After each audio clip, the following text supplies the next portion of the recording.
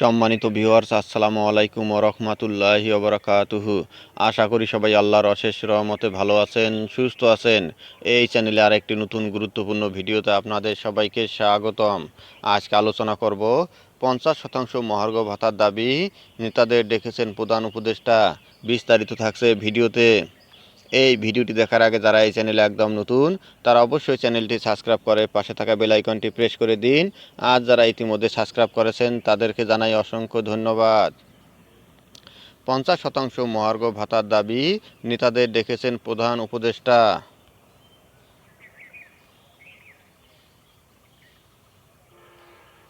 50% মহার্ঘ ভাতা ও নবম পে স্কেল বাস্তবায়ন সহ 7 দফা দাবিতে আন্দোলনরত সরকারি চাকরিজীবী নেতাদের ডেকেছেন প্রধান উপদেষ্টা ডক্টর মোহাম্মদ ইউনূস। রোববার 9 ফেব্রুয়ারি দুপুর 2টায় বাংলাদেশ সরকারি কর্মচারী দাবি আদায় ঐক্য পরিষদের ব্যানারে 15 সদস্যের একটি প্রতিনিধি দলের সঙ্গে কথা বলবেন তিনি।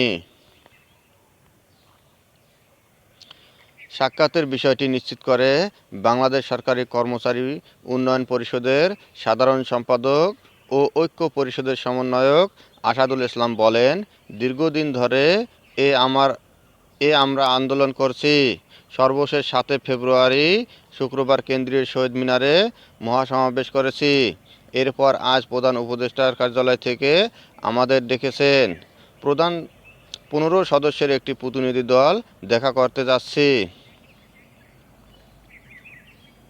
তিনি জানান, আমাদের 7 দফা দাবি হলেও মূলত 50% মহার্ঘ ভাতা ও নবম পে স্কেল দ্রুত বাস্তবায়ন, এই 2 দফা দাবির প্রতি বেশি গুরুত্ব দেব। ছাত্র জনতা যে বিপ্লবের মধ্য দিয়ে বৈষম্যহীন দেশ গড়ার প্রত্যয়ে এ সরকার দায়িত্ব গ্রহণ করেছেন। আশা করি কর্মচারীদের বেতন ভাতা নিয়ে যে বৈষম্যের শিকার সেটি ডক্টর ইউনূস বুঝবেন এবং তাৎক্ষণিক ব্যবস্থা গ্রহণ করবেন।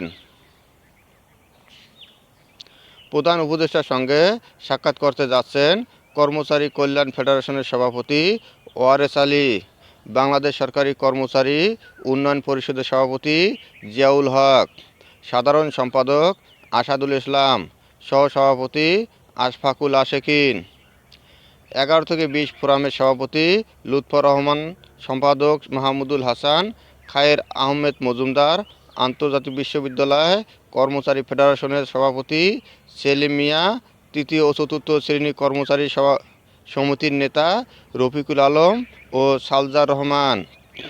ধন্যবাদ জানিয়ে বিদায় নেওয়ার আগে আবার অনুরোধ জানাই, যদি ভিডিওটি ভালো লাগে এবং সর্বশেষ শিক্ষামূলক আপডেট ভিডিও পেতে চান তাহলে অবশ্যই চ্যানেলটি সাবস্ক্রাইব করুন।